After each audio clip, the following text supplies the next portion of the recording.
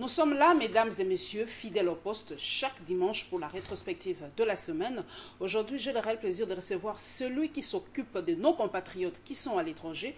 Vous l'avez deviné, c'est du vice-ministre congolais chargé des Congolais vivant à l'extérieur, donc de la diaspora congolaise. Très heureuse de vous recevoir, monsieur le ministre, monsieur le vice-ministre.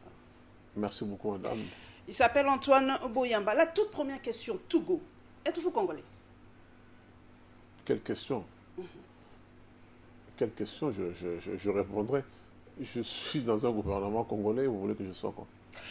Puisque je sais bien que je n'aime pas trop la polémique, mais vous êtes face aujourd'hui à de nombreux téléspectateurs et téléspectatrices qui ont entendu dire que vous avez une autre nationalité, à part la nationalité congolaise. Vous nous affirmez aujourd'hui que Antoine Boyamba est congolais à 100%.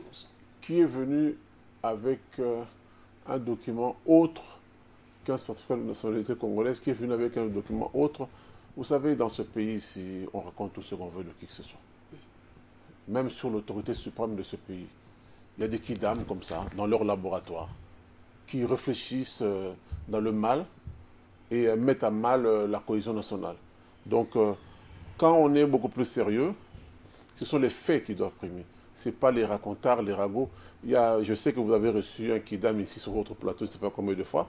Il est venu plusieurs fois pour raconter le même discours sans apporter une preuve quelconque. Donc, soyez un peu sérieux. Les problèmes du pays sont plus importants que les élucubrations d'un individu dont on ne connaît pas la ligne réelle de la vie, où est-ce qu'il a étudié, qu'est-ce qu'il a fait comme diplôme, puisqu'il a vécu en France, qu'est-ce qu'il a eu comme diplôme dans ce pays-là, dans quelle université, qui étaient ses collègues, ainsi de suite. Donc, je ne veux pas me rabaisser à ce niveau-là.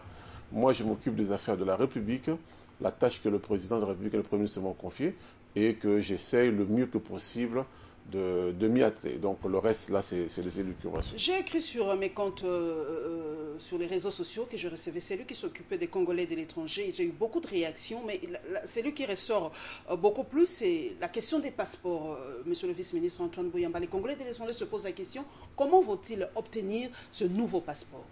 Doivent-ils revenir au pays pour l'avoir, ou il y aura d'autres facilités pour eux? Le Congo, pour se mettre dans les normes internationales, a mis en place un nouveau passeport. Ce passeport est biométrique, ce qui n'était pas le cas du précédent passeport. Et ce passeport est en vigueur depuis le mois dernier, le mois de décembre. Et le chef de l'État s'était déplacé en personne aux affaires étrangères pour essayer de mettre ça. Bon, il y a quelques problèmes de réajustement et aussi de formation du personnel dans nos différents postes consulaires. Et c'est ce qui est en train d'être fait. Rien ne change, rien ne va changer et rien ne change. Donc c'est la même procédure pour ceux qui sont ici au pays, d'aller d'abord au niveau de l'ANR, l'Agence nationale de renseignement, pour l'identification, ensuite venir aux affaires étrangères pour la capture et aussi toutes les démarches qui suivent. Pour ceux des nôtres qui habitent à l'extérieur du pays, ils vont dans nos ambassades faire leurs demandes. Il y a des agents assermentés de l'ANR qui sont sur place, qui font l'identification. Donc rien n'a changé. Et puis, ils se font capturer et les dossiers sont envoyés ici à Kinshasa, à la centrale, comme on dit. Et à partir de la centrale, les passeports sont élaborés et sont renvoyés dans les pays de résidence. C'est vrai, ces derniers temps, il y a eu quelques couacs. Mais ces couacs sont dus au nouveau système. Il faudrait que nous puissions nous adapter. C'est de notre faute à nous, c'est vrai. Mais je demande à mes compatriotes de se calmer. Chacun sera servi. Les passeports actuels restent valables jusqu'à leur expiration. Donc les deux passeports vont fonctionner concomitamment. Ceux qui n'en ont pas encore, ils n'ont qu'à aller dans nos ambassades et consulats, déposer leur demande. On va regarder exactement si les dossiers sont complets. Et dans les 2 mois qui viennent, même pas 2 mois, 1 mois qui viennent, ils auront leur passeport. J'ai relevé, en fait, le vice-ministre s'excuse. C'est vraiment pour la première fois que quelqu'un reconnaît ses torts et ses erreurs. Il faut vraiment souligner cela.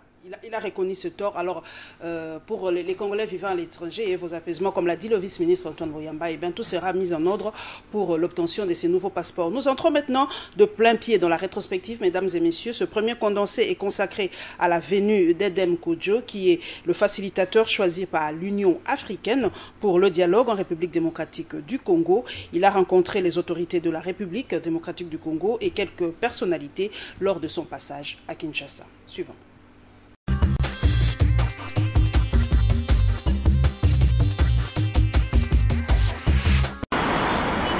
Arrivé à Kinshasa 2 jours seulement après sa désignation par la présidente de l'Union africaine afin de jouer au facilitateur dans le dialogue politique inclusif congolais, Edem Kodjo a eu des échanges ce jour avec l'équipe de la CENI. Rien n'a filtré au bout de près d'1 heure d'entretien entre les deux parties. Le rapporteur de la CENI va plutôt inviter les journalistes à prendre leur mal en patience. Il avait les points sur lesquels il voulait avoir la lumière. Nous supposons que ça lui a été donné. Il n'est qu'au début de sa mission. Il fait entendre les uns et les autres en attendant d'évoluer. Prenez patience, à lui de dire ce qu'il a dit.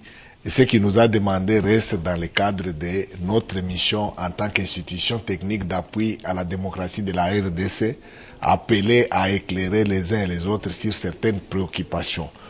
Pour le moment, contentez-vous de ça et laissez-le faire sa mission. L'assistance des hommes de médias n'y changera rien. L'on sait cependant que Kodjo aura un séjour chargé en RDC, partagé entre ses entretiens aussi bien avec le ministre des Affaires étrangères, le président de l'Assemblée nationale, mais également avec le président de la République. Son départ de Kinshasa est prévu pour le jeudi prochain. De son vrai nom, Edouard Kodjovi Kodjo, Edem Kodjo est né un certain 23 mai 1938 à Sokodé au Togo.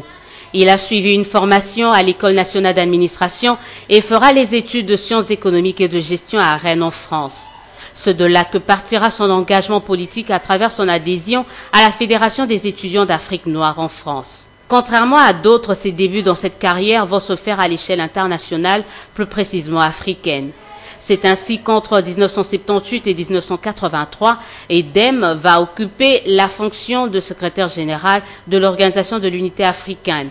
Mais avant, il était gouverneur au Fonds monétaire international.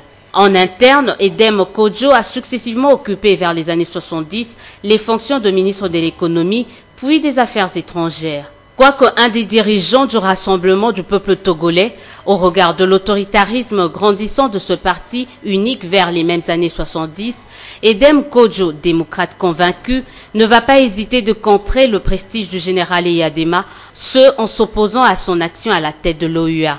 Cet affront va le pousser à l'exil en France. Kodjo revient au devant de la scène vers les années 90 et sera à la pointe du combat pour l'avènement d'une démocratie multipartite et va ainsi créer l'Union togolaise pour la démocratie. En 1993, il sera le candidat unique de l'opposition à l'élection présidentielle, mais va boycotter finalement le scrutin. Il deviendra malgré tout Premier ministre l'année suivante, après sa victoire aux élections législatives. 3 ans plus tard, il va quitter la primature. Il y sera rappelé en juin 2005, cette fois-ci par le fils Eyadema Faure, pour former un gouvernement afin de rétablir le calme dans le pays suite aux troubles survenus de suite de la mort de Nyasingbe Eyadema. En 2009, alors âgé de 71 ans, Edem Kodjo fait ses adieux publics à la politique. En novembre 2014, au plus fort de la crise burkinabé, l'homme sera appelé à la rescousse par l'Union africaine en tant qu'envoyé spécial au pays des hommes intègres. Le revoici 2 ans plus tard en RDC et est présenté par beaucoup comme une chance en vue de concilier les points de vue autour du processus électoral congolais. Compte tenu de la complexité de la situation congolaise, nombreux sont ceux-là qui ne comptent pas parier sur ce facilitateur désigné par la présidente de l'Union africaine, Nkosazana Dlamini Zuma.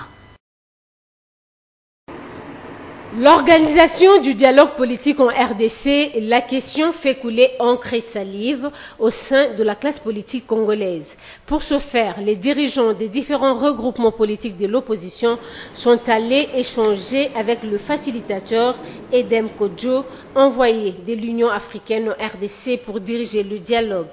Tous les membres de partis politiques de l'opposition soutenant la tenue de ce forum sous la médiation internationale ont formulé quelques recommandations à leur hôte, notamment le respect du délai constitutionnel.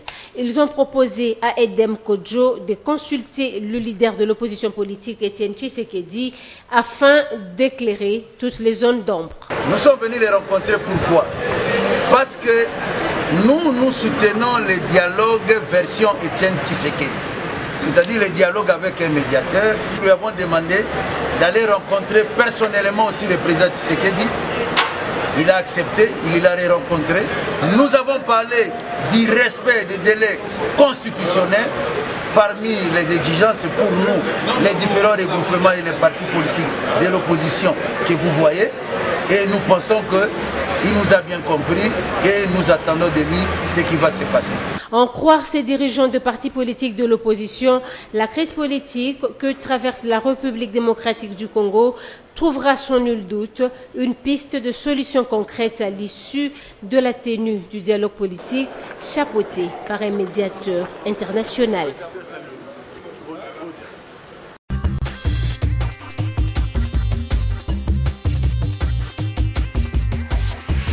Merci aux grands reporters de Congo Web, Élisée Odia et Léonie Kabengele.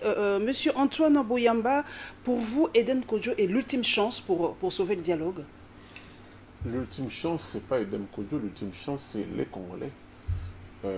Parce que c'est d'abord une affaire congolaise. Que ce grand monsieur connu et réputé dans différentes médiations vienne nous épauler, ça c'est une très bonne chose, mais il n'est pas le seul à pouvoir le faire. Mais l'affaire, elle est congolaise, donc c'est d'abord entre nous Congolais. Mais entre vous, Congolais, vous ne parvenez pas à vous mettre ensemble sans un médiateur. Vous avez suivi Lissanga qui a dit il faut un médiateur. Tu sais qu'il dit il faut un médiateur. C'est ce que je reproche toujours à nous Congolais. On cherche toujours des solutions venues d'ailleurs. On essaie de calquer ce qui se passe dans d'autres pays. Nous avons des opportunités entre nous Congolais. Parce que quand on dit dialogue en lingala, c'est quoi? C'est Masolo, Kosolo là. Et les Bakongo disent Kinzonzi. Donc c'est pourquoi est-ce qu'on doit faire appel toujours aux gens. Moi, je suis content que M. Dem Kodjo vienne, mais je dis d'abord, ça revient d'abord à nous-mêmes Congolais. Parce que qui refuse le dialogue? Vous savez, c'est comme si vous êtes dans un couple, hein, et que vous dites à votre mari, au compagnon, ah oui, chérie, il faut qu'on parle. Si tic, c'est qu'il se reproche quelque chose. Mais s'il dit oui, chérie, je viendrai, on va parler. Voilà, c'est ça le dialogue. Je relevé une chose. Que des gens qui ont des agendas cachés, qui ont des choses à se reprocher, ou bien qui veulent faire autre chose que la paix au Congo. Ça aussi, c'est un procès d'intention, monsieur le vice-ministre. Non, c'est pas un procès d'intention. Je dis simplement que le dialogue, c'est pour que tous les Congolais puissent se mettre autour d'une table et parler des problèmes congolais. Je ne vois pas pourquoi... Vous avez reconnu vos torts par rapport au passeport. C'est ça aussi le problème. Qui est responsable de cet état de choses aujourd'hui? Parce qu'aujourd'hui, personne ne veut reconnaître sa part de responsabilité. On veut mettre le dialogue comme la solution ultime aujourd'hui pour sauver. Personne n'est responsable de la situation. Ici, pourquoi on en est là? Pourquoi on en est arrivé là aujourd'hui? Dans le cas présent, ce n'est pas une affaire de la faute est à tel ou à tel autre. Mais on n'avancera jamais si on ne connaît pas les responsabilités de chacun. Oui, la part des responsabilités de chacun dans cette situation. Mais je dirais alors, dans ce cas, je dirais la faute à tout le monde. Comme ça, on remet la balle au centre. Ce que je suis en train de dire, le chef de l'État a tiré les leçons de 2 élections qui sont tenues en 2006 et en 2011. Donc, où il y a eu quelques problèmes graves, parce qu'il y a eu presque la guerre dans la capitale. Voilà, c'est pour éviter ça. C'est pour dire, voilà, maintenant, qu'est-ce qui nous avait divisé en 2006? Qu'est-ce qui nous avait divisé en 2011? Est-ce qu'on ne peut pas se mettre ensemble pour qu'en 2016, que celui qui aura gagné, aura vraiment gagné, et ceux qui perdront auront vraiment perdu. Mais tout est dans la Constitution, Antoine Bouyamba. Oui, tout est dans la Constitution. Mais on n'est pas hors Pourquoi ne pas respecter ces délais constitutionnels? Pourquoi ne pas respecter les articles madame, de la Constitution? Là, vous commencez aussi à extrapoler. Nulle part, le chef de l'État a dit qu'on ira au-delà du délai constitutionnel. Vu ce qui se passe, même les experts de plusieurs organisations nous ont dit que non, on ne peut pas le faire dans le timing prévu. Oui, mais si ça ne peut pas se faire dans le timing prévu, ben, voyons voir. Nous ne sommes qu'au mois de janvier. Les élections sont prévues pour le mois de novembre. Donc nous avons encore 10 mois. Pourquoi est-ce que vous êtes en train d'extrapoler, en train de faire des procédures d'attention? Mettons-nous dès maintenant, attelons-nous à nous mettre dès maintenant. D'ailleurs, partout moi je vais. Hier, j'étais dans la commune de Barumbu, ma commune de naissance, où j'ai réuni plus de 200 personnes. Tous sont pour le dialogue. J'ai été à Washington, j'ai été à New York, j'ai été à Paris, à Bruxelles, à Kampala, pas plus tard que la semaine dernière, où les Congolais disent, voilà, mettons-nous autour d'une table pour élaguer tous les problèmes qui se posent. Il n'y a pas une vie sans problème. Au sein du gouvernement, vous ne vous mettez pas autour d'une table? Mais le gouvernement... le gouvernement a échoué? Non, le Parce que vous vous mettez autour d'une table aussi, vous n'élaguez pas les problèmes? Mais si, nous le faisons. Et du moment où on a terminé au niveau du gouvernement, maintenant on veut aller au niveau de tous les Congolais. Le gouvernement donne le là, comme on dit. Mais les Congolais ont leurs représentants. Vous êtes le représentant des Congolais de l'étranger. Les députés sont là. Justement, madame. Qui doit assister à ce dialogue? Ce n'est pas les 70 millions de Congolais, M. Antoine Boyamba, qui sera à ce dialogue. La vie est dynamique. On a été élu, on a été nommé, les gens ont été élus pour 5 ans, mais sur quelque chose. Mais la vie étant dynamique, la vie n'est pas statique, la vie étant dynamique, beaucoup de choses aussi rentrent en ligne de compte. C'est comme le matin, vous vous réveillez, vous vous maquillez, et puis tout d'un coup, il se met à pleuvoir. Donc voilà, c'est ça la dynamique de la vie. Ou bien il fait très chaud, et le rimel commence à descendre. Et bien voilà. Et bien voilà, vous devez... bien des excuses pour... Non, je ne trouve pas des excuses, mais je dis c'est comme la vie. Pour justifier cet échec. Vous devez réajuster. Et le chef de l'État trouve qu'il est temps que nous puissions réajuster. Laissez la population vous sanctionner positivement ou négativement. Vous avez peur de sanctions de la population par rapport à ce réajustement? Mais on n'a jamais dit qu'il n'y aura pas d'élection. Est-ce que vous avez entendu un conseil de ministres à l'issue duquel le porte-parole du gouvernement fait une déclaration selon laquelle il n'y aura pas d'élection? Vous avez déjà entendu ça? Ce fameux glissement, c'est... Le glissement, le mot est sorti, je ne sais pas de la bouche de qui, mais en tout cas, à ce que je sache, ni du président de la République, ni du Premier ministre, ni du président de l'Assemblée nationale, ni d'aucun membre du gouvernement. Le mot glissement est venu de je ne sais pas où. Hein, vous savez, à Kinshasa, c'est la ville de rumeurs. Hein, où on dit, oui, tel avait vu ceci, et oui, c'est toi tu avais vu, non, c'est mon domestique dont la femme était... Donc, voilà, le mot glissement est sorti, je ne sais pas d'où. Moi, en tout cas, ce n'est pas le mien.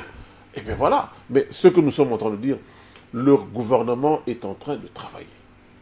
Et ça se voit tous les jours. Depuis 2011, il n'a pas préparé les élections, monsieur Antoine Boyamba. Mais écoutez, nous avons présenté le budget actuel.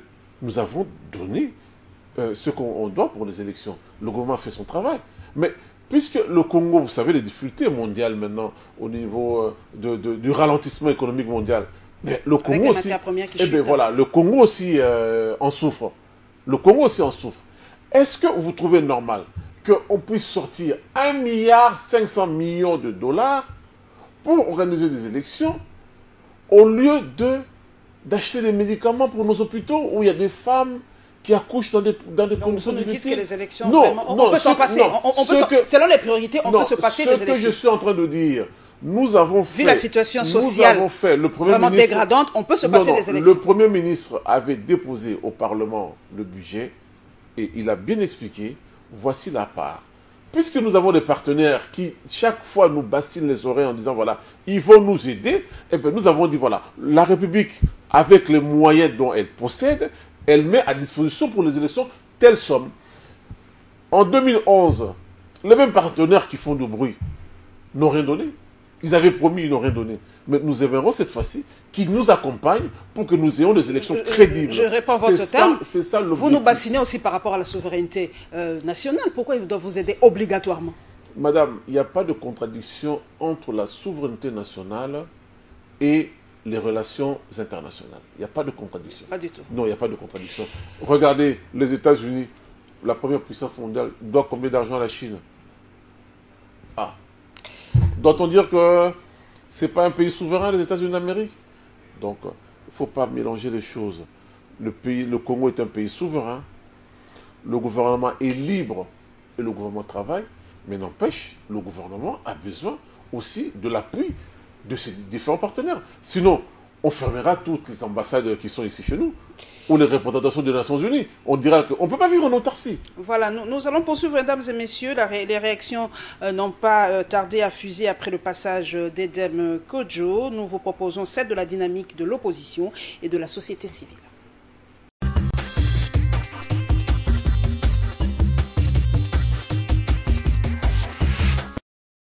Nous nous sommes aussi posé même des questions au niveau du CODOD ici pour dire, mais dans quel cadre l'Union africaine devrait envoyer un facilitateur, étant donné que le dialogue que nous attendons s'inscrit dans le cadre des accords d'Addis Abeba.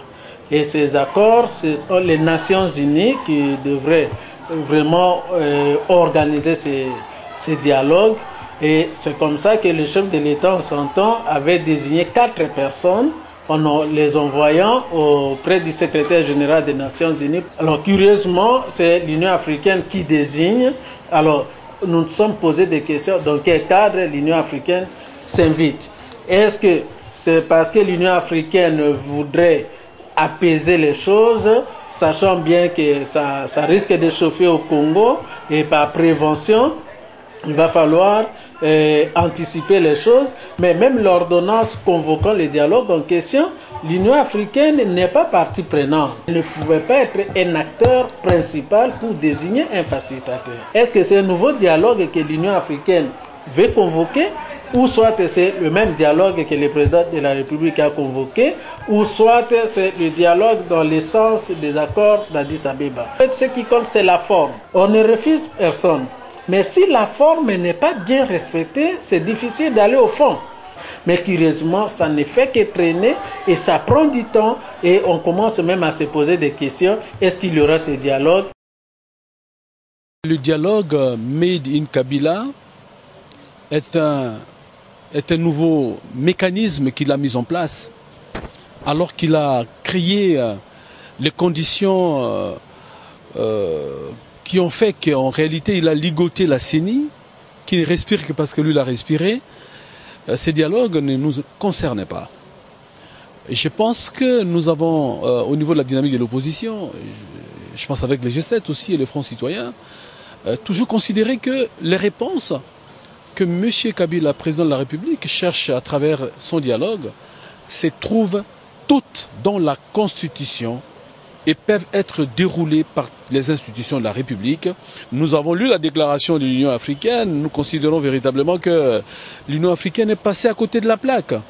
Déjà que la manière dont l'Union africaine analyse la question est à la fois simpliste, mais démontre véritablement que l'Union africaine n'a pas la réalité du terrain. En aucune manière, en aucune fois, l'Union africaine a rappelé la Constitution de la République. C'est pas possible. Il y a la charte de l'Union africaine qui évoque les questions des droits de l'homme et les questions de démocratie. Là-dessus aussi, même l'Union africaine est passée outre. La lecture de cette déclaration donne l'impression que c'est un membre du PPRD qui a écrit pour l'Union africaine. Et ce n'est pas possible. Et donc nous rejetons. Alors que nous ne sommes pas d'accord avec les dialogues, nous rejetons la proposition de l'Union africaine et nous ne sommes même pas prêts à pouvoir rencontrer M. Kodjo.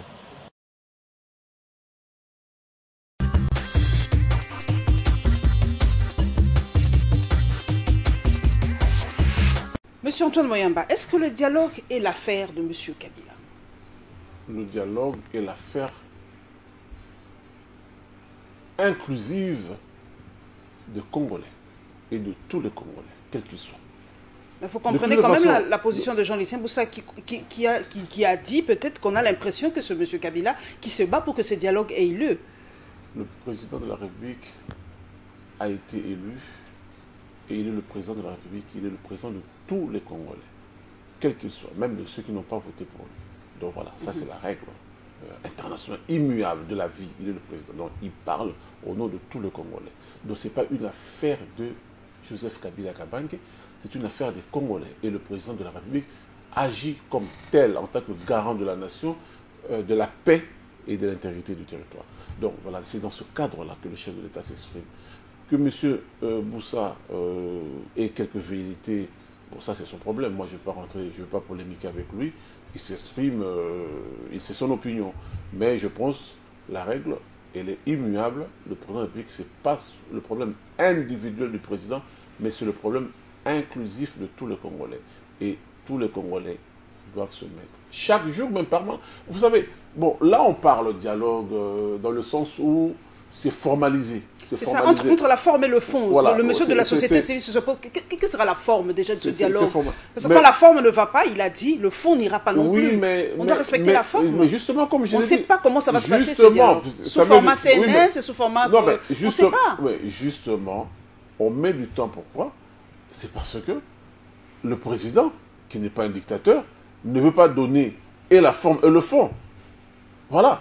Qu'il y ait un comité préparatoire de chaque entité politique. On court derrière le temps, M. Antoine Moyamba. Ça ne nous appartient pas, le temps. Le temps ne nous appartient pas. Le délai constitutionnel doit être respecté. Raison pour laquelle nous demandons, nous, au gouvernement, que tous les Congolais aient la bonne foi et de se réunir le plus rapidement possible, de désigner dans les différents regroupements politiques et regroupements sociaux les gens pour que nous puissions déjà mettre la forme. Parce qu'on est d'accord sur le fond. Le fond, c'est quoi? Le fond, nous voulons des élections apaisées. Alors, les élections apaisées, vu que le temps passe, parce que vous savez, qu'est-ce qui peut arriver? On va aux élections dans les mêmes conditions. Parce que les gens de l'opposition maintenant disent il faut que... Non, attendez. Nous réfléchissons ensemble. Vous nous parlez des conditions, mais qui doivent créer ces bonnes conditions? Je sais que vous n'êtes pas la bouche autorisée du gouvernement, M. Antoine Boyamba, mais on vous accuse, vous, d'avoir bloqué la machine, de ne pas, par exemple, donner l'argent à la CENI pour qu'elle travaille normalement. Vous faites en sorte que la machine soit bloquée. Vous nous parlez des conditions. Qui doit créer ces bonnes conditions? Ce n'est pas la population congolaise, c'est vous, les politiques, à qui nous avons mandaté notre pouvoir, notre mandat. Est-ce que la CENI est-elle venue se plaindre en disant que... le gouvernement n'a pas... La CENI ne s'est jamais venue, vous en êtes sûr? La CENI est venue se plaindre pour dire que l'argent qui leur est dévolu n'a pas été donné. Que nous ayons quelques problèmes au niveau du trésor public, ça c'est une évidence, oui, il y en a eu. Mais le moment venu, le gouvernement de la République a donné ce qu'il faut à la CENI. Et aujourd'hui, nous voyons que la CENI est en train de fonctionner. Ça a peut-être pris un petit retard au niveau du décaissement, mais ce n'est pas parce qu'on avait la mauvaise volonté de ne pas donner. C'est simplement, il y avait quelques problèmes de trésorerie dus à la baisse. Vous accrochez dessus. Depuis oui, 2011, là, cette baisse-là, c'est pas depuis 2011. Les élections, ça ne se prépare pas la dernière année. Le pays ne va pas année. aller inventer les ressources. Le pays ne veut pas aller inventer les ressources. Nous avons les ressources que nous avons. Eh bien, quand il y a baisse de ces ressources, les matières premières, le prix du cuivre a chuté. Le prix du pétrole a chuté. Nous exportons très peu de matières agricoles. Ce sont les réalités. Nous sommes en train de travailler. Quelqu'un qui a vécu à l'extérieur, monsieur Antoine Boyamba, est-ce que l'Afrique doit continuer comme ça, à se baser que sur ça?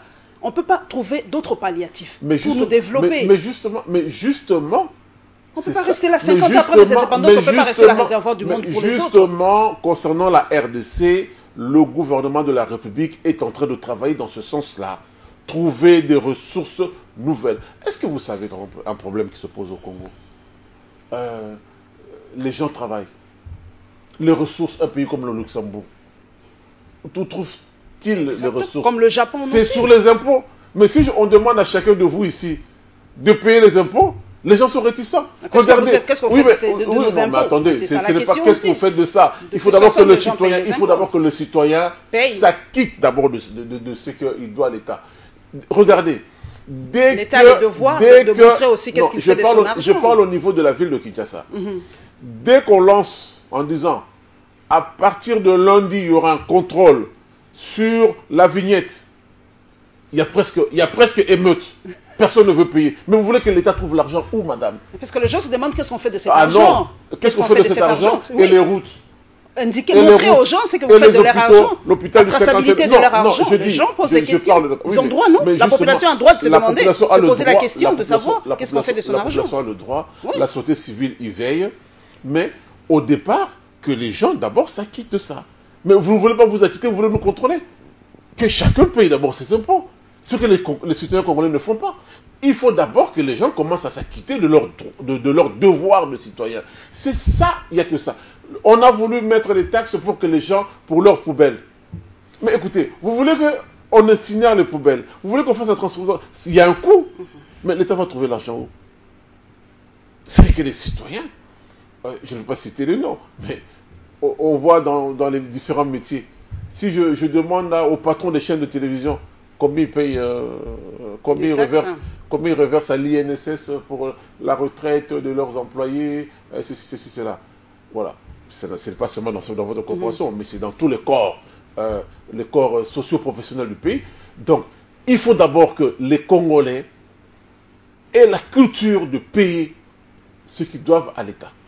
Et même, puisque nous sommes dans un pays où la majorité des gens sont chrétiens en majorité, même Jésus dans la Bible, il a dit, payer à César ce qu'on lui doit, et à Dieu ce qu'on lui doit. Est-ce que vous payez des dîmes à l'église, mais César, vous ne pouvez pas donner à César? Même Jésus l'a dit. Donc, que les Congolais commence à payer les impôts. Nous sommes presque 80 millions d'habitants. Imaginez que chaque Congolais puisse payer ne fût-ce qu'un dollar. Donc l'État va encaisser 80 millions de dollars. Donc c'est pas peu. Donc qu'on commence par là, et puis le reste viendra. Donc c'est ce que je tiens à vous dire, madame. C'est aussi l'initiative citoyenne. Hein? Vous avez parlé tout à l'heure de la souveraineté. C'est vrai, ça nous dérange d'aller frapper aux différentes portes. Donc on peut payer, on peut financer nos propres élections comme ça aussi. Mais tout à fait. Mais il faudrait Steve Mika, il a bien dit, on peut s'autofinancer. Oui, mais on peut s'autofinancer. Il faudrait que vous, moi et les autres qui sont sur ce plateau, nous commençons par donner notre éco, hein, ECOT, à l'État. Hein? Quand l'État aura un peu d'argent, eh ben, l'État sera plus à l'aise et les citoyens auront le pouvoir de demander aux dirigeants que faites-vous de nos impôts. Voilà, mesdames et messieurs, nous entrons dans le dossier du dialogue. Nous y sommes et nous y restons. Donc, notre rédaction a choisi la conférence débat sur les enjeux de l'heure de l'ESID, le parti de Martin Fayoulou, lancement du 3e axe de la campagne J'aime le Congo et la rencontre du vice-ministre de Congolais qui est avec moi au plateau ici et en charge des Congolais de l'étranger avec sa base de Barou.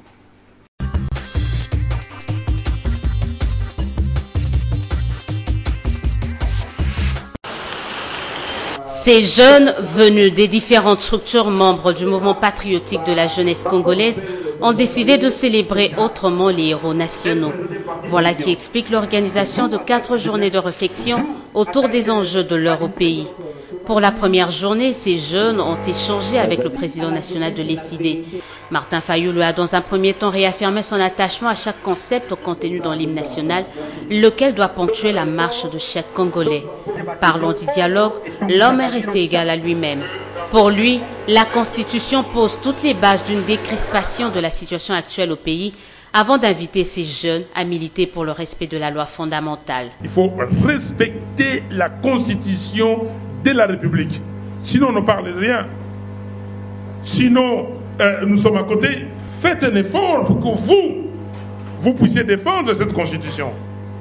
Le 18 février prochain, dans 1 mois et 2 jours exactement, vous aurez 10 ans de cette Constitution. Que feriez-vous ces jours-là pour défendre la Constitution?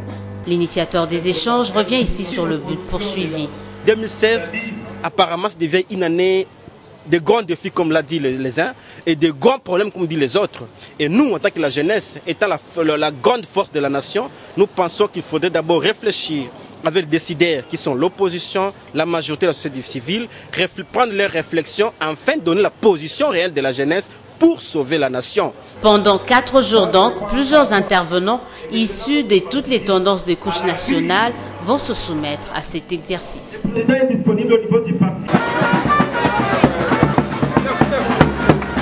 Arrivé à Kitokimosi, dans la commune de Selembaou, le docteur Félix Kabange-Numbi, initiateur de la plateforme J'aime la RDC, je soutiens le dialogue, qu'accompagnait la députée honoraire Colette Chumba ainsi que le coordonnateur national de la campagne J'aime la RDC, je soutiens le dialogue, a effectué une marche de sensibilisation. Histoire de communier avec la population de ce coin de Kinshasa, il a à l'occasion dit les biens fondés du dialogue au Quinois. À la place du meeting, Félix Kabange-Numbi, devant plus de 3000 personnes, a expliqué la nécessité de la tenue de ces assises nationales convoquées par le chef de l'État. Il est un cadre idéal de réflexion où toute la population, toutes tendances confondues, est appelée à venir discuter de l'avenir de la RDC en vue de préserver la paix, les acquis du pays et même obtenir un calendrier consensuel pour des élections crédibles et apaisées, a-t-il ajouté. Aujourd'hui, nous lançons officiellement cette campagne de proximité dans la Funa. Nous irons de proche en proche. Ne soyez pas surpris de nous voir aller visiter même les familles.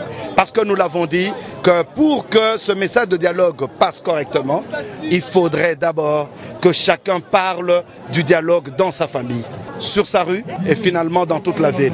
Nous avons l'obligation d'expliquer à la population pourquoi aller au dialogue, qu'est-ce que nous allons dire au dialogue et quelles sont les possibilités de solutions que nous offre le dialogue. Après ces explications sur les avantages du dialogue, la campagne J'aime la RDC, je soutiens le dialogue a connu de nouvelles adhésions manifestées par la signature de la charte de cette plateforme. Dialogue, c'est le peuple congolais. De soutenir le dialogue. Cette campagne qui connaît de plus en plus d'adhérents projette d'autres activités en vue de permettre aux Congolais de s'imprégner de l'importance du dialogue pour le pays. Les gens de cette commune de Baroumou, je suis né, où j'ai grandi aussi, où je garde toujours toutes mes attaches. Donc, ils m'ont invité à partager le vœu de cette nouvelle année 2016. Donc voilà, c'était ça dans un premier temps. Mais l'occasion pendant le larron, nous en avons profité aussi pour parler du pays, à parler des élections. Et aussi leur dire, voilà, de prendre soin d'eux, qui se prennent en soin, c'est-à-dire qu'ils n'écoutent pas le langage de violence que prônent certains politiciens. Parce que quand il y aura des problèmes ici, ce sont leurs enfants qui vont aller sur le front et essuyer les balles ou je ne sais pas quoi, les lacrymogènes, alors que les enfants de politiciens sont gardés quelque part. Donc c'est le langage que j'ai tenu à leur dire et aussi leur dire que pour que les élections se passent le mieux possible, nous devons d'abord dialoguer. Et dialogue, comme on dit en général, nous sommes à Kitassa, Masolo, et en Congo Kinzozi. Et dans notre culture congolaise, c'est d'abord dialoguer, parler, Masolo. Et j'ai vu que le discours a reçu l'assentiment de tout le monde. Ici, il y a au moins 200 personnes qui sont là aujourd'hui. L'espace est rempli. Donc, dans ce sens-là, il y a les différentes associations, telles que vous voyez ici derrière moi. Il y en a d'autres qui sont dehors et qui tous soutiennent ce dialogue tel que prôné par le chef de l'État.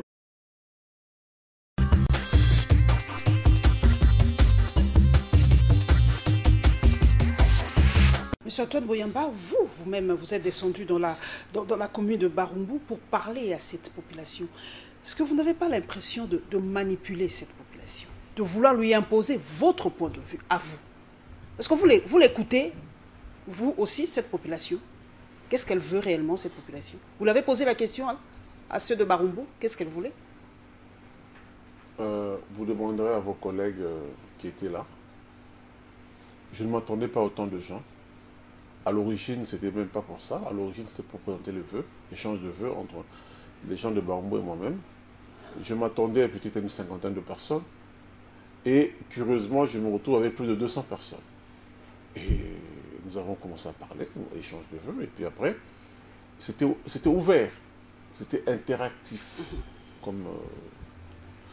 Et les gens, vous aurez l'élément, ont parlé de la paix et du dialogue. Moi aussi, j'ai renchéri là-dessus. Et je ne pense pas que je suis un dictateur avec un fusil sur la tempe des gens pour leur dire que oui, on doit parler de dialogue. Non, non, c'était pas du tout ça. Si on vous fait le verbatim de cette rencontre, on vous dira que c'était vraiment ouvert. Et les gens ont parlé avec leur cœur. Il y en a qui étaient contre. Vous comprenez ceux qui sont contre le dialogue? Est-ce qu'ils sont moins patriotes ou moins congolais que ceux qui sont contre? Je n'ai pas la prétention de m'arroger le palmarès de plus patriotique des Congolais. Mais à cela, je dis simplement, qu'est-ce qu'il y a de gênant à ce que les gens d'un même pays puissent se mettre autour d'une table et parler? Je me demande, madame, qu'est-ce qui gêne, qu'est-ce qui est mauvais dans l'échange? Parce que enlevez le mot dialogue. Qu'est-ce qui est mauvais dans le mot échange? Échangeons nos idées. Parlons, voilà. Qu'est-ce qui est mauvais dans ça? Votre bilan, vous voulez que tout le monde partage le côté négatif de votre bilan? Vous ne voulez pas assumer l'échec de votre mandature? C'est peut-être ça, les gens ne veulent pas qu'ensemble nous subissons votre échec. Assumez-vous jusqu'à la fin et laissons le peuple trancher par les élections. Je ne pense pas, quand vous voyez d'où était le pays, je ne pense pas que les 2 mandats du président de la République, Joseph Kabila Kabange, soient un échec. Je ne sais pas si quelqu'un d'autre aurait fait mieux. Hein? Le pays était dans quel état? 60% du territoire national était occupé. L'administration était inexistante. Il n'y avait pas de route.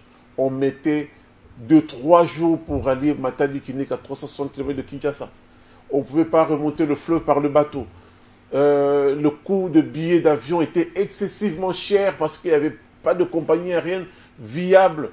Et tout ça, il n'y avait pas d'hôpitaux, il n'y avait pas d'école. Et tout ça, vous dites que c'est négatif. Aujourd'hui, les gens, les riverains, pour aller jusqu'à Kisangani, se fournissent en produits manufacturés qui viennent de la ville.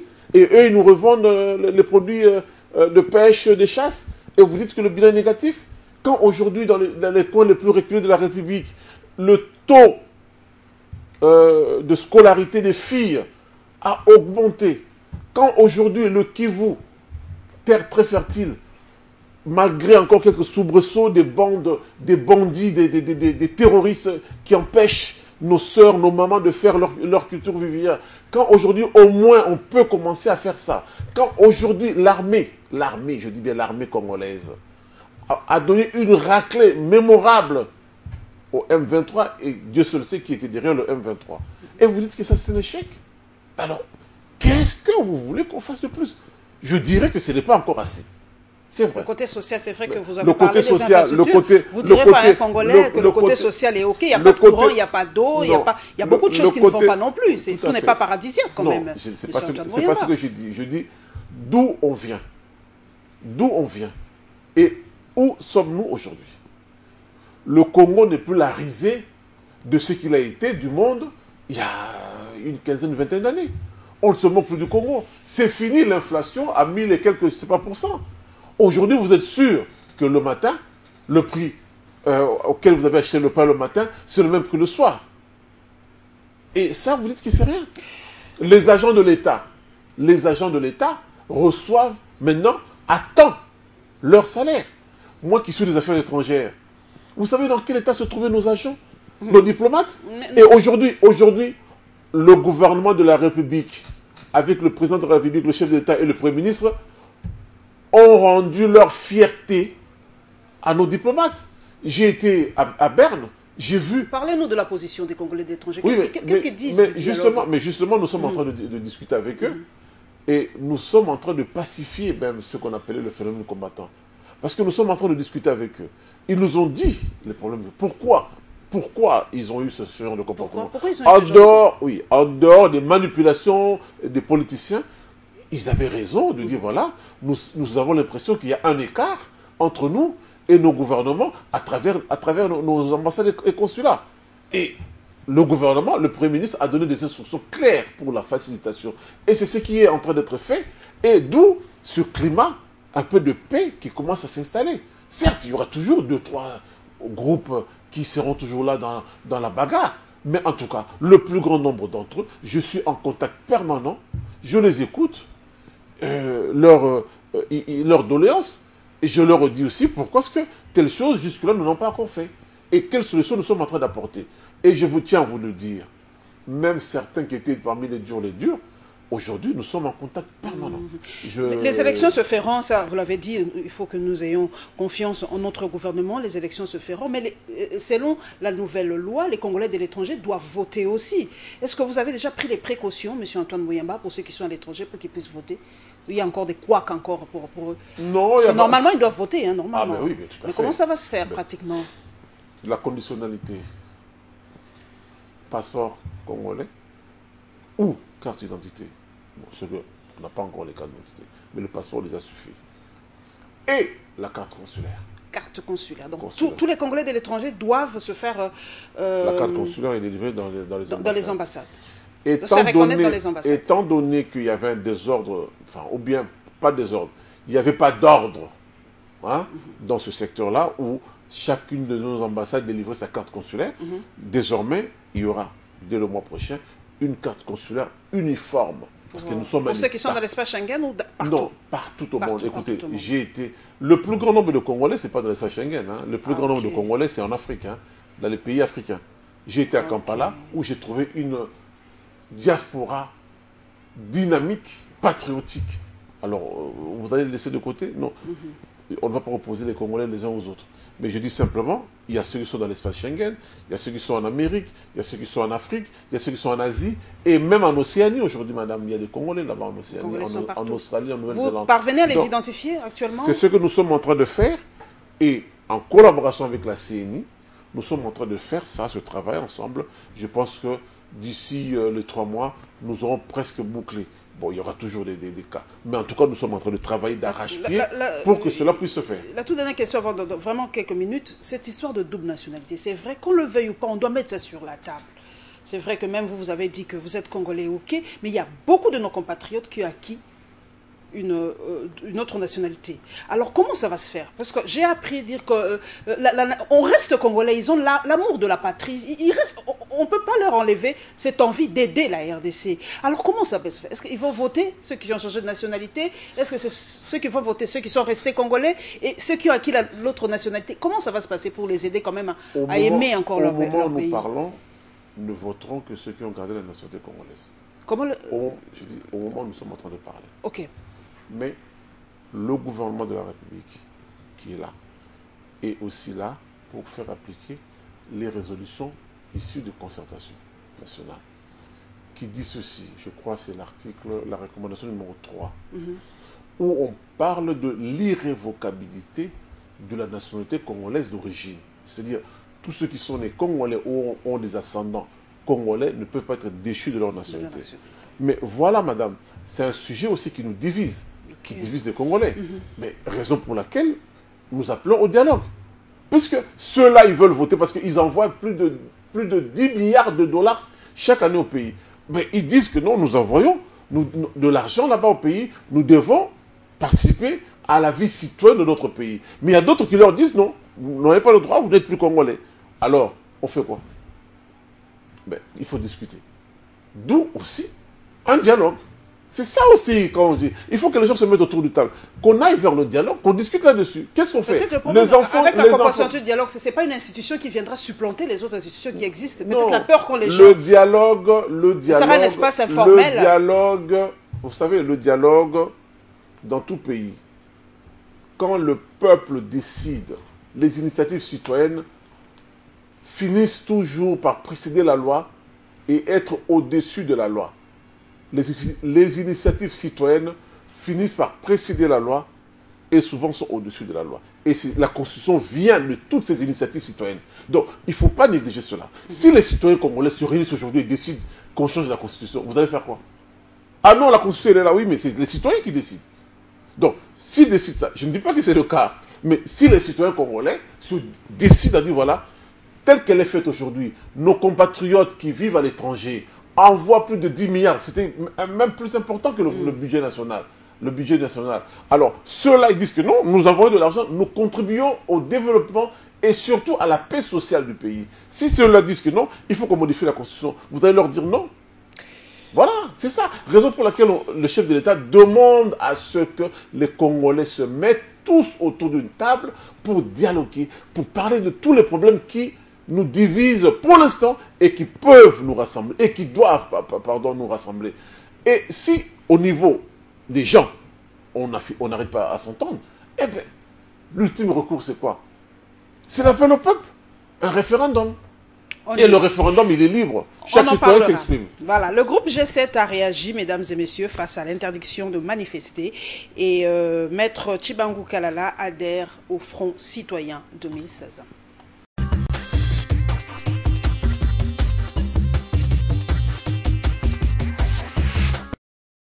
C'était ce mercredi, Tshibangou Kalala a affirmé ce qui suit.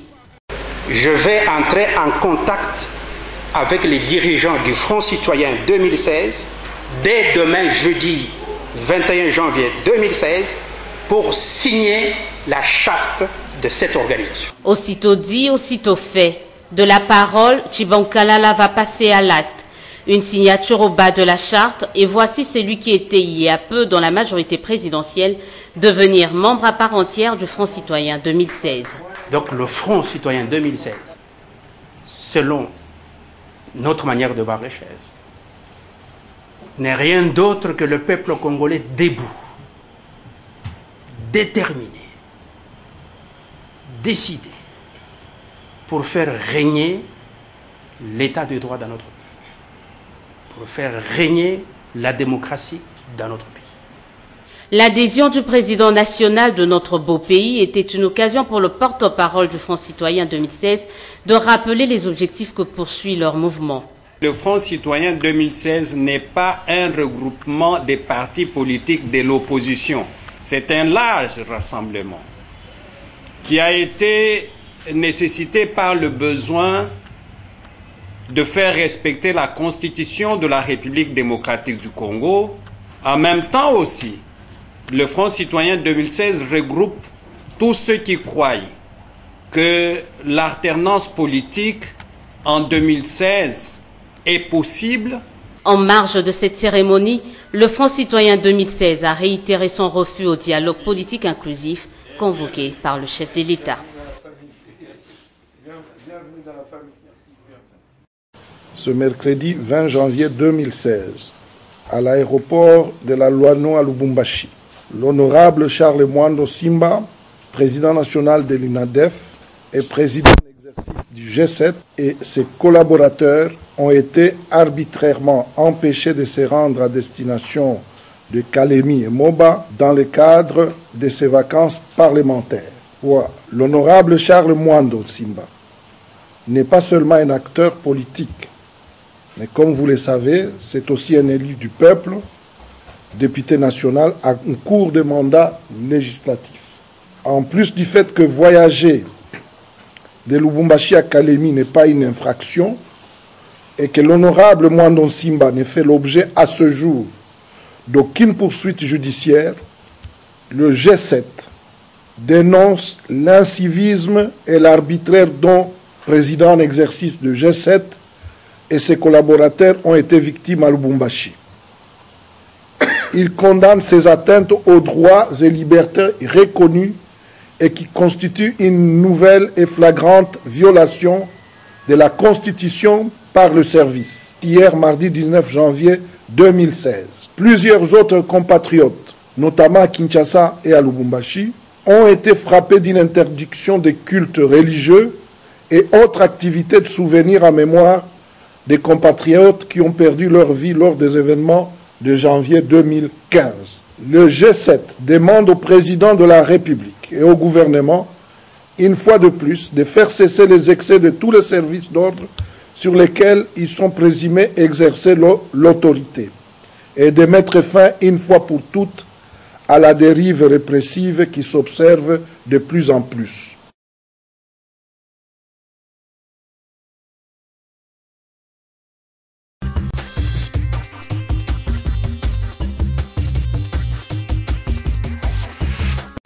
Votre réaction à chaud, M. Antoine Boyamba, face à ce plaidoyer presque de membres de l'opposition qui se plaignent qu'on leur empêche aujourd'hui d'exercer librement ce que nous avons comme liberté de marcher, de manifester aujourd'hui. On a l'impression qu'il n'y a que ceux de la majorité qui ont le droit de le faire. On a vu la campagne « J'aime mon pays, je soutiens le dialogue ». On a l'impression qu'il n'y a que eux qui peuvent manifester et pas les autres.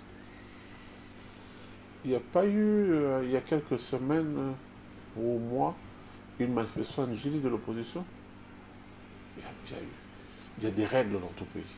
Dans tout pays, il y a des règles. Quand vous voulez manifester, vous devez dire exactement sur quoi. À l'autorité municipale. Est-ce que pour autant tous ces gens-là le font? Je n'en sais rien. Je n'ai pas le fond du dossier, je ne connais pas le fond du dossier. Si quelque part il y a des abus des services de police ou de sécurité, eh bien, le ministre de l'Intérieur, le ministre en charge de ce secteur, les rappellera à l'ordre. Donc voilà, donc c'est ce que je tiens à dire. Moi je suis pour la démocratie, pour la liberté. Je suis pour ça. Mais je dis, la liberté ne peut s'exercer que quand on respecte les règles de liberté, les règles républicaines. Bon, donc voilà ce que je peux dire. C'est ce que vous dites aux Congolais d'étrangers qui manifestent à U et en haut en Europe, là-bas. Vous leur dites qu'ils exagèrent un tout petit peu. Justement, c'est ce que je leur ai dit et je pense qu'ils ont écouté ça. Je leur ai dit, j'ai dit au jeune Rex Kazadi qui était un des grands leaders, maintenant je suis en contact permanent avec lui et tous ses amis politiques. Je leur ai dit, mais vous avez pris un cocktail Molotov, vous l'avez balancé contre l'ambassade à Paris. Allez, ben, vous avez eu quel résultat? Et si l'ambassade avait brûlé?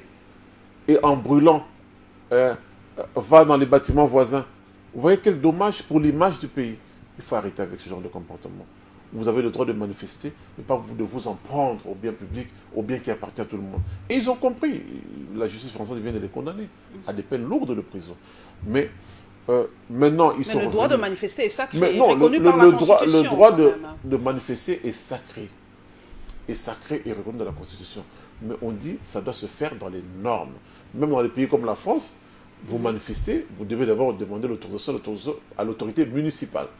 Et c'est elle qui vous accorde. Et vous allez leur donner votre cahier de charge. Nous voulons écoutez, on ne va pas manifester parce que c'est marqué qu'il faut manifester. La liberté, il y a quand même une certaine limite aussi. C'est pas parce qu'on parle de liberté que je vais me lever et vous donner une chiffre. Ah, si vous donnez une chiffre, vous dites, ah, vous criez, puis moi je dis, non, non, je suis libre de faire ce que je veux. Ce n'est pas ça non plus.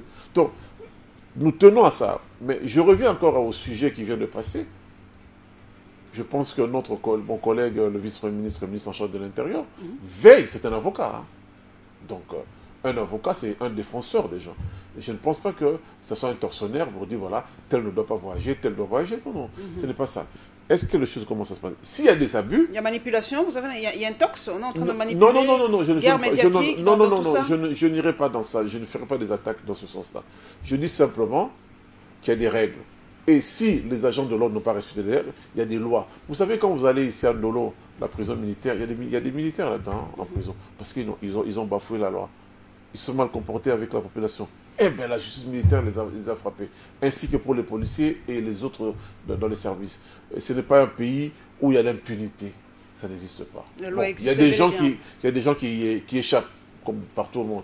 Mais dès que vous êtes pris la main dans le sac, agent de l'ordre, les rigueurs, les foudres de la loi vous frappent. Par rapport, vous avez suivi l'élément de maître Tshibangou Kalala, mais cela nous ramène à la constance des hommes politiques congolais, pas seulement hommes politiques, mais des Congolais tout court. Vous avez l'impression qu'aujourd'hui, si quelqu'un se sent frustré dans un camp, il bascule dans l'autre. Est-ce qu'on est dans un camp par conviction personnelle, par idéologie ou par opportunisme? Madame, vous avez tout dit. Je ne sais pas si je dois encore ajouter concernant le cas que vous venez d'évoquer. Bon, c'est un avocat de haute qualité, mais est-ce pour autant c'est un homme politique de haute qualité? Ça, je n'en sais rien. C'est au peuple congolais de juger le moment venu. Et vous aussi, aux journalistes qui êtes des grands observateurs de la politique congolaise, de juger. Moi, je m'abstiens de juger sur Maître Tshibangou Kalala. Une question aussi directe. Moi, j'aime bien les questions directes. Pourquoi vous avez choisi de soutenir Joseph Kabila? Pourquoi avoir choisi d'être au gouvernement? Non, on ne choisit pas d'être au gouvernement. On vous choisit, en fait. C'est la Constitution reconnaît au chef de l'État le pouvoir de désigner qui veut dans ce gouvernement. Et vous aussi de décliner aussi, ça arrive, non? Vous pouvez décliner.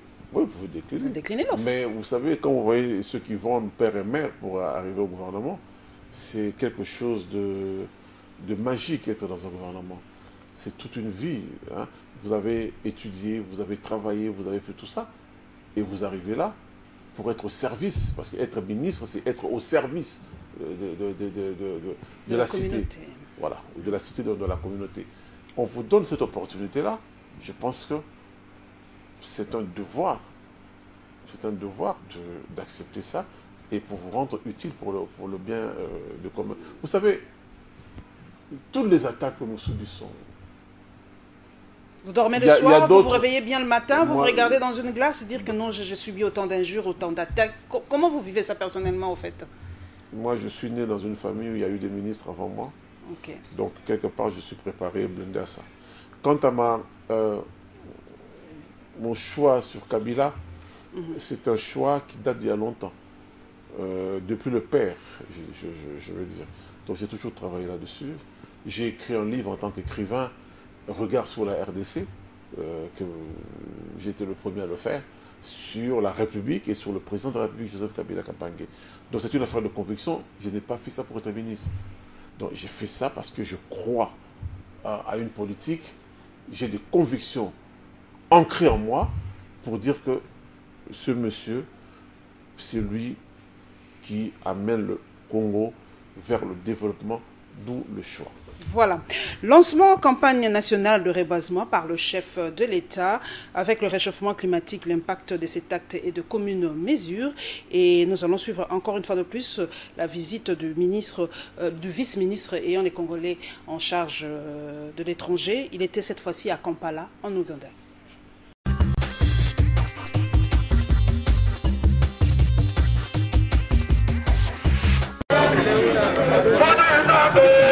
À travers ce geste, Joseph Kabila marque ainsi sa détermination de voir à nouveau les artères de la capitale, mais également du pays, retrouver pour certains leur verdure. Bien plus, il s'agit de réitérer l'engagement de la RDC à participer à la sauvegarde et à la conservation de la nature et de l'écosystème. Voilà qui pousse le gouverneur de la ville, André Kimbuta, à rappeler le contexte dans lequel intervient ce reboisement. Sous le leadership de son Excellence Joseph Kabila Kabange, président de la République, chef de l'État, le Congo ne se contente pas de ses acquis. Il développe véritablement une politique au plan de l'environnement qui tient compte des défis présents et futurs de la planète. L'émergence du Congo que nous recherchons activement est aussi tributaire de la santé globale de la planète. La cérémonie de ce jour marque ainsi le démarrage officiel de la campagne nationale de reboisement. Il sera question d'éduquer les citoyens à préserver le capital forêt de la RDC par le biais de la plantation des arbres dont les vertus sont plus qu'avérées. Se trouvant au pied de l'une des 7 passerelles en construction dans la capitale, le chef de l'État ne pouvait s'empêcher d'inspecter l'ouvrage dont l'ouverture au public est prévue incessamment. Chacune des sorties du chef de l'État donne lieu à des scènes de liesse. Cela a été le cas ce jour et difficile pour le raïs de ne pas communier avec la foule, n'hésitant pas à se mêler à elle. Preuve, s'il en était besoin, que l'homme est en confiance et a confiance à son peuple. C'est une école bilingue au beau milieu de Kampala en Ouganda où les cours sont dispensés en français et en anglais. Umoja International French School accueille près de 500 élèves, filles et garçons, tous hébergés dans un internat moderne. L'école est notamment équipée de matériel informatique et de laboratoire pour ceux du biochimie. Du primaire au secondaire, l'enseignement est calqué sur le programme éducatif en vigueur en RDC. Près de 89% d'élèves inscrits à cette école sont issus de différentes provinces de la République démocratique du Congo, mais il se pose un problème. L'école, créée depuis 2003, n'a pas encore obtenu son agrément.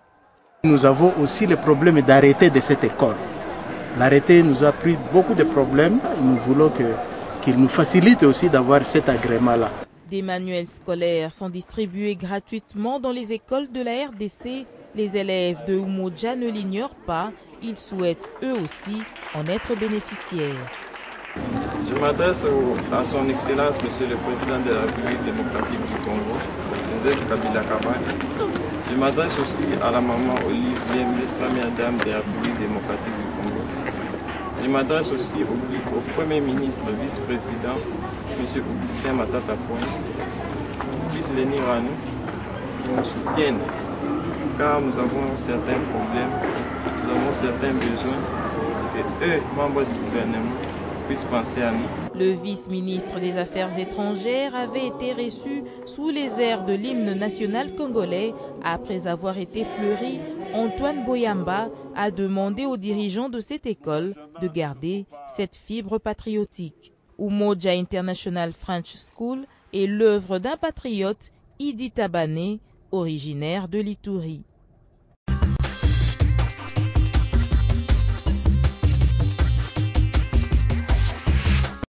Monsieur Antoine Moyamba, comment vous avez réagi quand vous avez vu ces Congolais là-bas en Ouganda? C'est vrai que quand on parle diaspora, beaucoup de Congolais d'ici pensent Schengen, pensent Europe, pensent États-Unis, pensent ailleurs, mais jamais en Afrique. On ne tient pas compte de la diaspora africaine de la RDC. En tout cas, j'ai palpé de mes mains cette diaspora que j'appelle la diaspositive. c'est extraordinaire. C'est un autre concept, ça, oui, que vous inventez. Hein. Oui, un nouveau concept, oui, mais la vie, elle est faite ainsi. Un nouveau concept, la diaspositive. Parce que pendant longtemps, les gens avaient dit diasporie. Mais moi, je dis la diaspositive. C'est-à-dire des Congolais qui sont actifs, qui font la fierté de leur pays, où qu'ils se trouvent. Et là, c'est le cas de Kampala. Il y en a aussi au Canada, en France hein, et ailleurs. Hein. Mais je parle de Kampala, ce que j'ai vu à Kampala. Donc, un Congolais qui a construit une école aussi importante que le collège Boboto qui est ici à Kinshasa. D'ailleurs, il y a même un mimétisme, même couleur. Hein. Moi, j'ai étudié au collège Albert Ier qui est devenu Boboto plus tard. Donc, où il y a au moins 500 élèves congolais, de la première primaire jusqu'au 6e secondaire. Ils suivent le programme congolais. Avec le programme congolais. Ils font leur examen d'État alors. Ils font leur examen d'État. Et madame, je vous dis, je suis arrivé dans cette école, les enfants, les petits-enfants, qui n'ont jamais mis les pieds au Congo, ont chanté debout congolais. De quoi avoir des frissons. Donc, c'est pour dire cet amour que chacun d'entre nous possède. Et monsieur Idi Taban a construit quelque chose de merveilleux, où, au niveau de l'équipement de cette école, même les enfants qui sont en première année primaire ont des ordinateurs modernes, ou ceux qui font des sciences comme biochimie ont des laboratoires ultra modernes, où ils peuvent s'exercer à tout. Donc, c'est ça que je... Un internat, j'ai été visiter les dortoirs. Mais c'est extraordinaire. Je ne sais pas si on peut trouver l'équivalent. Et M. Taban demande à ce que on lui donne des facilités. C'est ça la question d'ailleurs que beaucoup d'étrangers m'ont posé, de vous transmettre. Pourquoi vous ne leur facilitez pas la tâche à ceux qui veulent investir en RDC? Justement, c'est la politique que nous sommes en train de mettre pour faciliter la réinsertion des nôtres, ceux qui veulent revenir ici. Parce que vous savez, madame, les plus grandes difficultés que rencontrent les Congolais de l'étranger quand ils reviennent ici, c'est dans leur famille.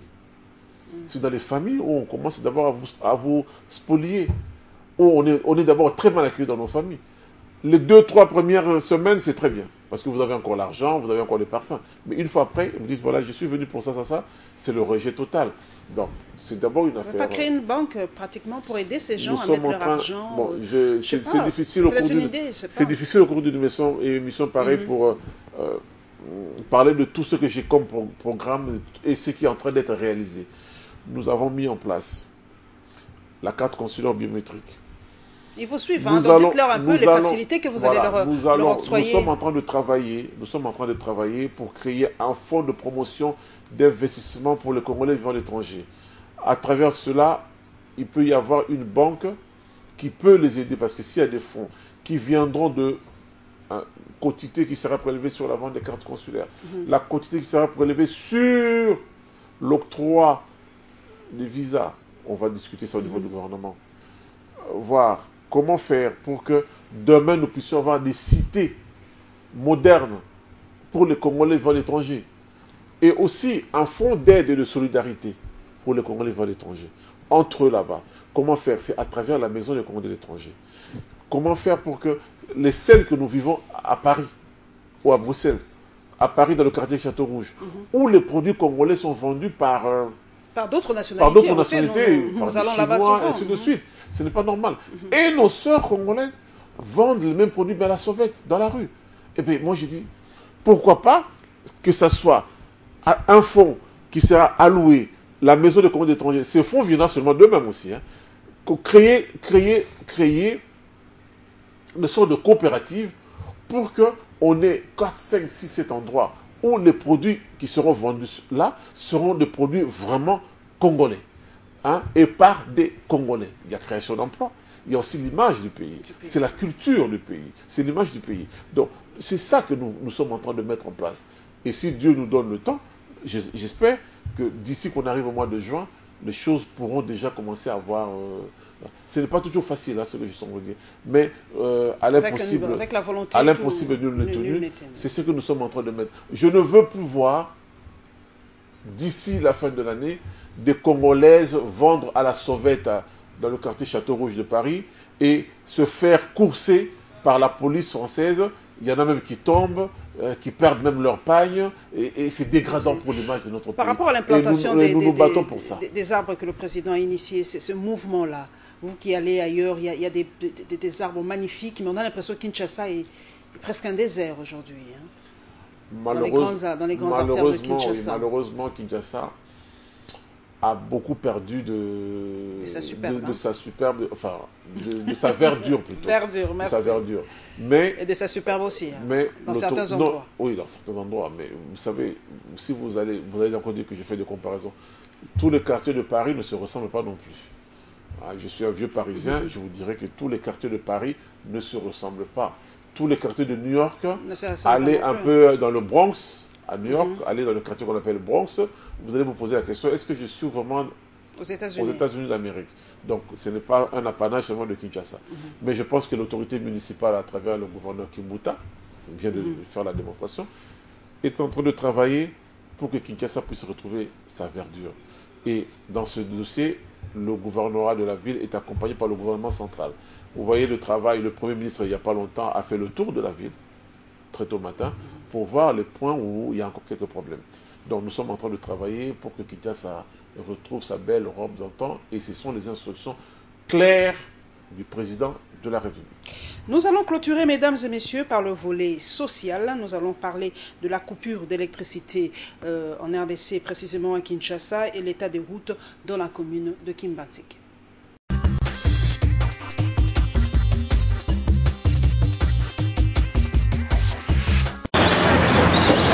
Il ne se passe pas un seul jour à Kinshasa sans que l'on décrie la qualité des services de la Société nationale d'électricité.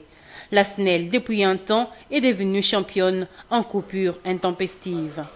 Une situation qui n'épargne aucun abonné de la vie des plusieurs. Des communes périphériques à celles UP de la capitale, les abonnés dénoncent la desserte irrégulière en électricité. Et pourtant, la SNEL excelle dans la délivrance de ses factures. Ce comptable d'une entreprise de la place déplore cette situation. Avec cette situation, nous ne serons pas vraiment travailler comme il faut. Et nous sommes maintenant obligés de recourir à d'autres moyens pour voir comment travailler. Or, tous ces moyens-là que nous recourons maintenant n'étaient pas prévus dans nos budgets. Nous dépensons par mois, nous allons même au-delà de $200 parce que 10 litres de carburant, c'est déjà dans les 14 400. Et 10 litres de si vous comptez ça fois 26 jours, vous voyez au moins ce que ça fait. Au-delà de $200. Au SNEL aussi, de l'autre côté, doit venir avec ses factures. Et nous demandons à ce que la SNEL doit quand même aider la population.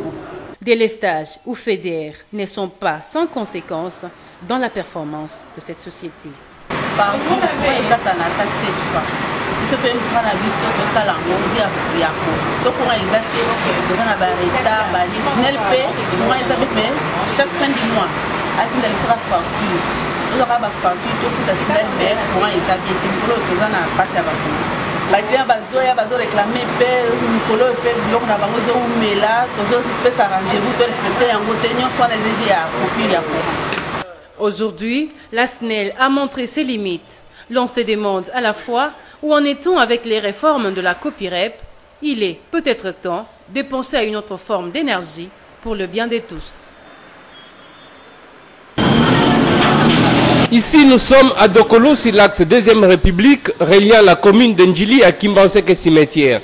L'état des routes dans ces tronçons, compris entre ML Station-Service Dokolo et l'avenue Mobutu, est dans un état de délabrement très avancé. Le pont jeté à ce niveau est même menacé d'écroulement, d'où ce SOS. Vraiment, nous habitants de Kimbanzik, surtout ceux de l'axe cimetière, nous regrettons de cet état de route qui ne permet pas la bonne circulation. Trop d'embouteillages causant des retards pour les travailleurs. Nous plaidons auprès des autorités pour qu'elles interviennent, car il n'y a pas une autre route à part celle-ci. Notons que suite à la détérioration de ces tronçons, la société Transco vient de suspendre la ligne Kimbanzik Cimetière Marché Central, rendant ainsi difficile le déplacement des populations de ces coins de Kinshasa. L'autorité urbaine devra agir en toute urgence pour éviter que l'écroulement du pont enclave plusieurs quartiers de Kimbanzik.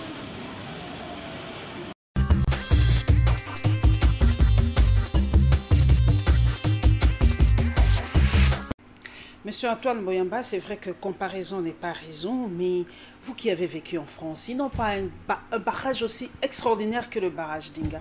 Mais il n'y a jamais eu de coupure intempestive en France. Mais comment expliquer ici en RDC avec ce magnifique bijou que nous avons? Le courant en RDC, ça ne va pas du tout. Oui, madame, pour une fois, je vous concède ce que vous êtes en train de dire, mais le problème est multiple, là. Est multiple. Il n'y a pas eu de réinvestissement pendant longtemps, mais ce qui est en train d'être fait actuellement. Il y a aussi l'incivisme aussi, hein, de nous, des compatriotes. Des compatriotes. Des gens qui ne respectent pas les normes. Il y a une trentaine d'années, Kinshasa n'avait que 4 millions d'habitants. Et la population a augmenté d'une façon exponentielle ces dernières années. Et ça n'a pas suivi. Mais la population a augmenté sans que ce soit planifié. Parce que les gens ont été contraints de venir vers la capitale. C'est le rôle des gouvernements précédents. Non, les gens sont venus à cause des guerres. Il y a eu un exode rural important. Et le temps que le gouvernement ou le gouvernorat aussi de la ville puisse pallier à cela, c'était déjà un peu trop. On a été débordé. Bon, voilà. Mais il y a un travail qui est en train d'être fait. Il faut d'abord renouveler aussi le réseau, hein, qui est devenu un peu vétuste, et réinvestir.